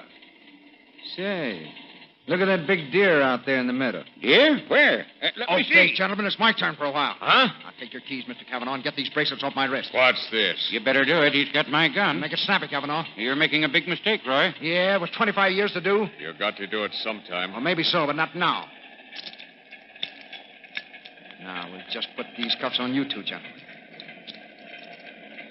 Now, Mr. Kavanaugh, I'll take your gun and your money. I'll need traveling expenses, you know. You'll regret this, Gardner. Oh, I don't think so. Well, looks like we're coming into Portland. I'll be seeing you, gentlemen. So long, Kavanaugh. Give my regards to the warden.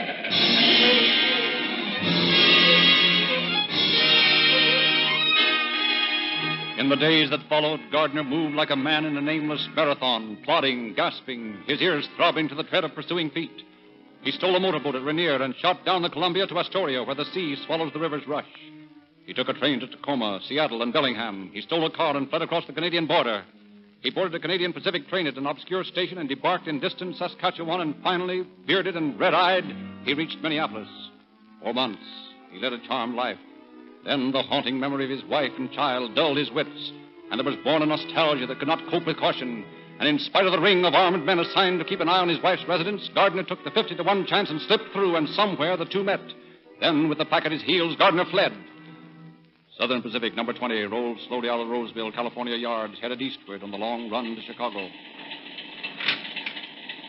Hey, what are you doing in here? This is a mail car. You're telling me. Get your hands up before I blow your head off. Yes, sir. Don't shoot. Partner, I'll take over now. I got the bracelets on Spike. Is she hurt? No, not bad. Just a goose egg on his jaw. How about you? Where'd he shoot you? Well, I'll be all right.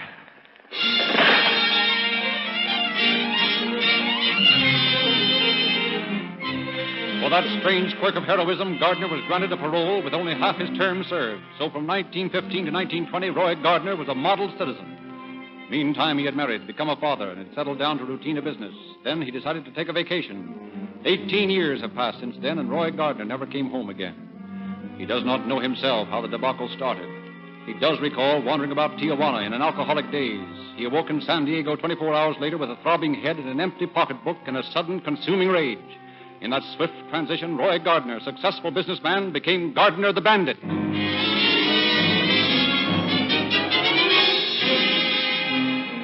On the afternoon of April 27th, Roy Gardner stood near the registry window of the San Diego post office. He saw a bank clerk deposit 2 heavy packages. He heard the messenger say, Here's $50,000, Joe. It's got to be in Los Angeles tonight. Just before train time, Roy Gardner slipped into a dark alley behind the post office and finally located the truck carrying the registered mail. He waited until it crawled slowly through the alley and made a flying leap for the rear end and hung on as it sped down the dimly lit street. Pull over to the curb, buddy. Now, listen, stranger. Never mind that talk. This isn't a cap pistol in your back. Pull over. Now, which of these sacks holds the registered stuff? I don't know, mister. I don't know what they gave me tonight. Oh, you don't, eh? Buddy, I'll give you just about 2 seconds to tell me. If you don't, I'm going to plug you and throw you off the truck and take the whole works. All right. It's in the 4 sacks you're standing on. Now you're talking, buddy. I'll just rip them open and take what's in them. You'll get a nice fancy rap for this, fella. Well, don't let it worry you, mister.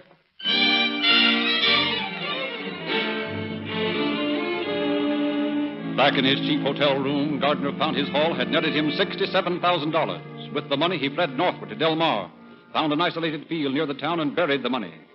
Meanwhile, back in San Diego, the keeper of the hotel was looking over mug pictures in the San Diego police station. Yeah, that's the man right there. That's the fellow who stayed at my place 2 days, and then he didn't show up anymore. And he left the day the mail truck was held up. And there's his suitcase right there. It's got his name on it, R. Gardner. And here are the mail sacks I found in his room after he left. That's the man, all right. One thing Gardner did not know when he held up the truck was that the numbers of all the bills in that shipment were registered and known to authorities. Consequently, he was easily traced to his nearby hideout, captured, and brought before the United States District Judge. Roy Gardner, you have been charged with the crime of robbing the United States mail. The evidence has been presented. It points indubitably to your guilt. In view of this evidence, you have pleaded guilty. And in consideration of your prison record, I hear... I can handle them. Are you with me? Sure. What about the other 2? They'll come all right. But what are you going to use to cut the wood? My belt buckle.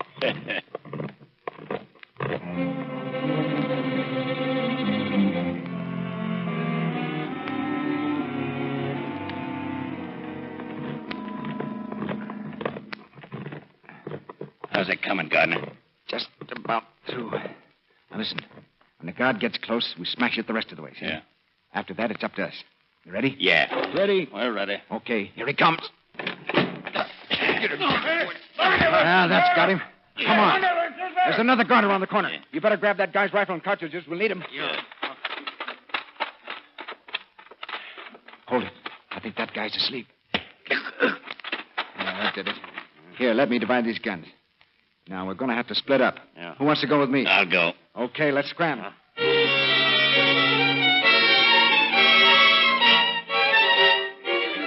Thus, for the first and last time, Roy Gardner had a partner in his just with death.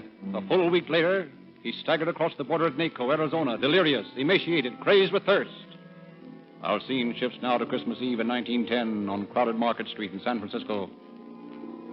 Let me see some of those diamonds that you got in that tray there, the unmounted ones. It would be a pleasure. About what size stone were you looking for? It doesn't matter. I'll take them all. No, you don't. Put those diamonds down. Stop that man. Stop, thief. Stop. In spite of the fact that the property which you stole was recovered in its entirety and you did not profit to any extent from your crime, there was nevertheless an intent to commit a felony. And you did, as a matter of fact, commit this felony. Therefore, I sentence you to San Quentin Penitentiary for a term of not less than 1 nor more than 10 years. It is June 1912 in San Quentin Prison. Murphy! Hey, Murphy! Get your rifle and help Callahan out of that north gate. Bates! Tell the guards in the south cell to block. Turn the water on those bugs. Gardner! Get out of here before I shoot you. Come on, get back to your cell. Oh, no, you don't. Stay where you are, Gardner. We're going to take this precious captain of the guard and string him up. Drop your gun cover. Hey, you can't get away with this, Spike. You guys haven't got a chance. Oh, is that so? You keep out of this, Gardner. We'll slug you. Come on, copper, get started. Ah, you crazy chap. They'll shoot you the minute you step out that door. Oh, no, they won't. Because you're going to be in front of me. Don't talk, Spike. I tell you to keep out of this, Gardner. Give me that. All right, you guys, I've got the gun now. Now get back, all of you. You're all friends of mine, and I'm not going to stand by and see you commit murder. This kind of stuff won't get you anywhere. Good work, Gardner.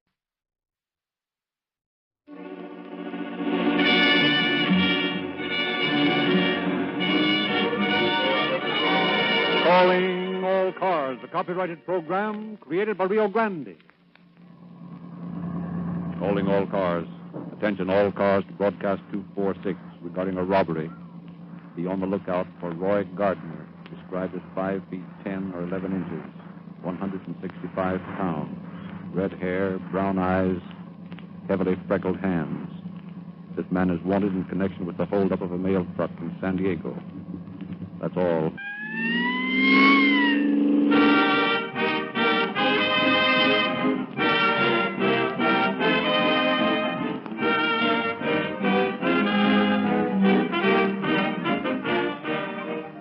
Practical endorsement of Rio Grande Crack by the men who drive your police cars, fire engines, and ambulances is the highest recommendation ever given a gasoline in endorsement. Eagerly sought by many, voluntarily given to one, Rio Grande Crack. For with numerous brands to choose from, a predominant number of your city, county, California, state, and federal government heads gave this better gasoline the call until today. More vitally important emergency automotive equipment is powered by Rio Grande Crack wherever it is sold than any other brand. Equally significant is the continued loyalty of tens of thousands of individual motorists like yourself to this maximum power, quicker on the takeoff, more miles in a tank full gasoline. Rio Grande appreciates your patronage, commends your good judgment, and says to those who have yet to experience real honest-to-goodness police car performance, begin getting yours tomorrow by dropping around at the nearest red and white station and filling up with Rio Grande Cracked, the most favored public-serving gasoline in the West.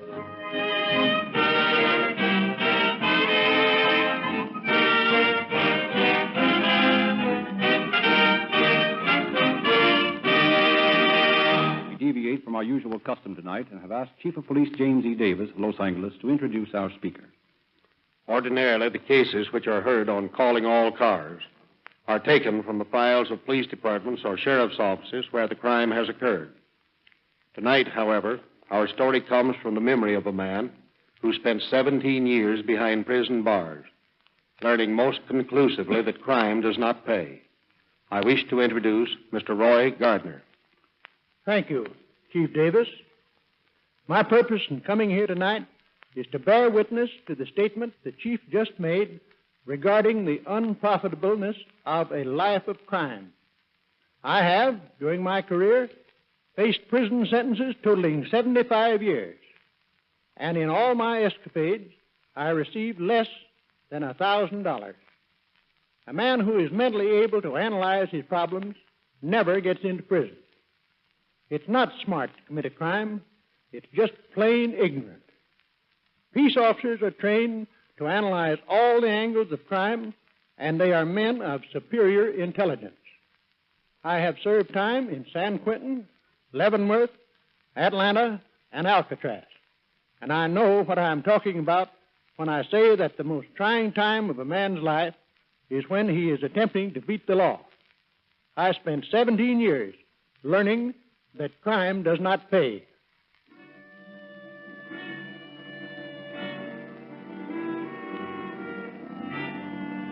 "1909.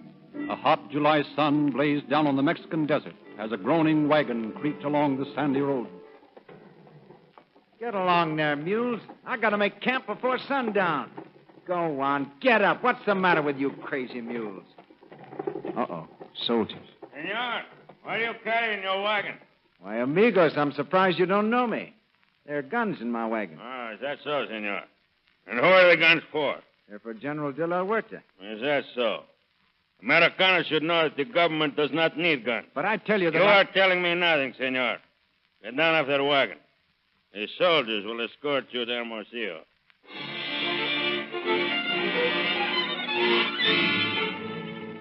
Roy Gardner was taken to the regional headquarters of Hermosillo, tried, convicted, and sentenced to death. He was thrown into a stagnant, rat-infested cell with 3 other Americans. This will be your home, senor, for the next week. Yeah? And then what? And, my friend, we will shoot you. And the 3 dogs who are your cellmates, too. It's hot. Sit down and cool off, hothead. Who are you? I'm Doc Campbell. That's Jim Bruce in the top bunk asleep. That other fellow's all right. You can see him when your eyes get a little more accustomed to the gloomy condition of our living room. What are you fellows doing here? We tried to run a few guns. Yeah, me too.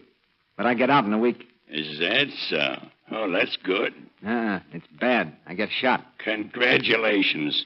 So do we. Well, why don't you get out of this mud pie jail? What's the use? We haven't anywhere to go. Besides, it's hot outside. Hey, what are you fumbling with that door for? Have you taken a look at this door lately? Lots of times. Look, this wood is old and crumbling.